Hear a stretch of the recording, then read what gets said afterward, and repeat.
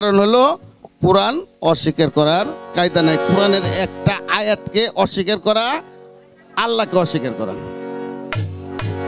আল্লাহকে অস্বীকার করা মানে আল্লাহর নবীকে অস্বীকার করা, আল্লাহর রাসূলকে অস্বীকার করা, পীর ওলি আউলিয়াদের অস্বীকার করা। আর পীর আউলিয়াদের অস্বীকার করা নিজের মা বাপকে অস্বীকার করা। আর নিজের মা বাপকে অস্বীকার করা মানে ওর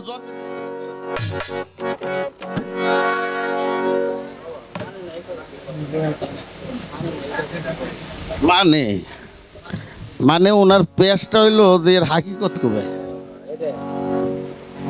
মানবো না মানে নাইলে ওই যে গোষ্ঠী মারি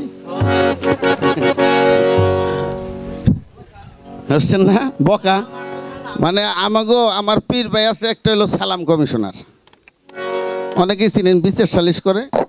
আর আমার দয়ালের যে বড় মেয়ে ছিল শিল্পী, এর জামাই শিল্পী মারা গেছে, আমার বড় বোন মারা গেছে, এর জামাই হলো শামসুল মাদ্দার। এই দুইজন হইলো জামাই শ্বশুর। ওই শামসুল মাদ্দার হইলো শ্বশুর আর হইলো সালাম খা হইলো জামাই।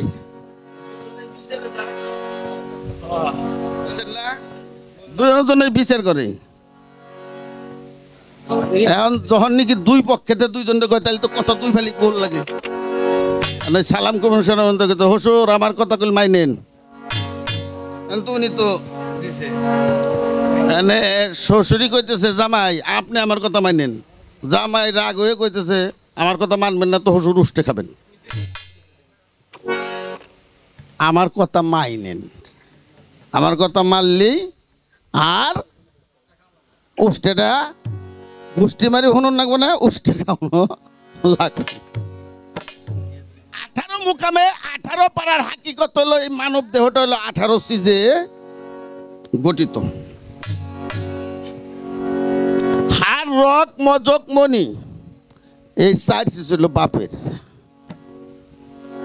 গোস্ত পোস্ত লোম পশম এই দিল হলো জননী। তাহলে কত হইলো বাবা? 8। মায়ের 4 বাপের 4 কত হলো? 8। আর আল্লাহর দেওয়া হলো 10। 10টা ইন্দ্রিয়, এই হলো 18। এই 18 জিনিসকে যে আয়ত্ত করতে পারলো, সাধন করতে পারলো, তার মা বাবা বর্ষ হলো এবং সে আল্লাহ প্রাপ্ত হলো, সে হলো অলি আল্লাহ। সে এই দেহটাকে তয় কইরা মানা রাফা কইরা 18টা মুকামে সে সাধনা কইরা সে অলিত্ব লাভ করলো। তাকে বলা হয়েছে অলি আল্লাহ, আল্লাহর বন্ধু, তার কাছে আসে এলহাম, তাকে বলা হয় অলি আল্লাহ। তেমনি আমার বড় বিশ্বাস এই মায়ের গর্ভে থেকে নিজের দেহটাকে মানা রাফা করে সেই 18টা জিনিসের কর্ম কইরা 18টা মুকামে বৈশা সে জিকির করছে। সে ফানাফিল্লা বাকাবিল্লায় যখন পৌঁছে গেছে তাকে বলা হয়েছে ওলি আল্লাহ। সে আমার বড় পীর আব্দুল কাদের জিলানী রহমতুল্লাহ আলাইহি। এগুলো আপনার 18 পাড়ার হাকিকত। আর একটা প্রশ্ন করছে যে আমার বড় পীর সাহেব যখন নাকি বাগদাদ ছেড়ে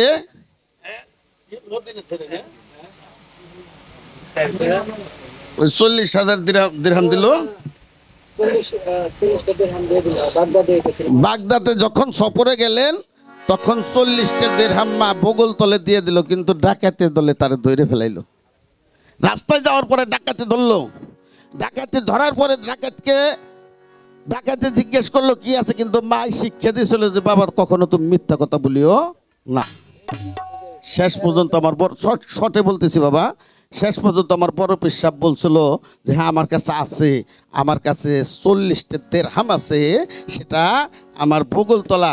তখন ডাকাতি চিন্তা করলো যে কেউ টাকা পয়সার কথা বলে না, কিন্তু এই লোকটা এমন একটা লোক, সে নিজে টাকা আছে সেটা সে বলে দিল। বললো কারণটা কি? বললাম আমার মায়ের হুকুমটা পালন করলাম। আমার মা বলছিল যে বাবা মিথ্যে কথা বলিও না, আপনি যত ইবাদত করেন, মা বাবার ভজন করেন, পীরের ভজন করেন, নামাজ পড়েন, পূজা করেন, হজ করেন, যাকাত দেন, কলেমা পড়েন, যাই কিছু করেন,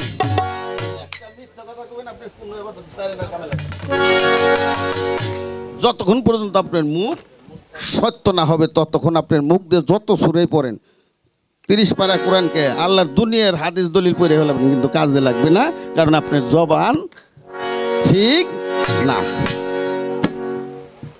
তখন বললো যে আমার মায়ের হুকুম আমি পালন করলাম, আমার কাছে 40টা দিরহাম আছে, তোমরা নিয়ে যাও, তাতে আমার কোনো দুঃখ নাই, কিন্তু আমি মিথ্যা কথা বলতে পারবো না, না হলে আমার মার কথার বরখিলাপি হয়ে যাবে। টাকা শেষ, বাগদাদ শহরে গেল, খাবে কি 3 দিন যাব অনাহারে।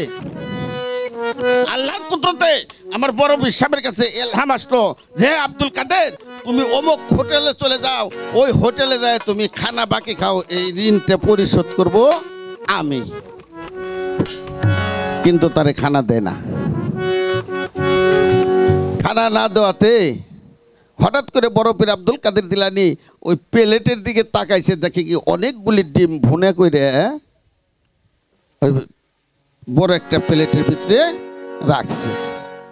আমার বড় পীর আব্দুল কাদের জিলানী উনি চিন্তা করতে লাগলেন, ধ্যান করতে লাগলেন, মুরাকাবা মুশাহেদা করতে লাগলেন। আহারে, ইহার একটা ডিম থেকে একটা বাচ্চা হয়, আল্লাহর কুদরতে সেই বাচ্চা থেকে হাজার হাজার বাচ্চা হয়ে তার বংশ বিস্তার করে।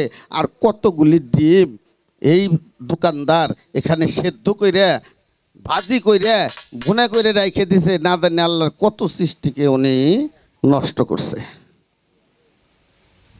আমার বড় বিশ্বাস ফরিয়াদ করলেন, বারেলাই তুমি তো সবই পারো, সবই করতে পারো, তুমি যদি কিনা একটু তোমার কুদরতের জোরে, তোমার রহমতের জোরে, তোমার দয়ার গুণে এই ডিমগুলিকে তুমি যদি বাচ্চা ফুটে দিতে, তাহলে তোমার সৃষ্টি তোমারই গুণগান গাইতো। তুমি যদি দয়া করো, তোমারই দয়া সব কিছু হতে পারে। আমার আল্লাহ রাব্বুল ইজ্জত আমার বড় পীর সাহেবের সম্মান রাখতে দেয়া তার ফরিয়াতে কবুল হইয়া সেই ভাজা ডিমকেও বাচ্চা ফুটে দিল। বাচ্চা তখন চিউ চু চিউ চু করে ডাক পারতে পারতে আমার বড় পীর সাহেবের পায়ের কাছে যাইয়া মুরিদ হয়ে গেল। সেখান থেকে একটা গান আমার দয়াল চাঁদ মহারাজ আবুল সরকার সাহেব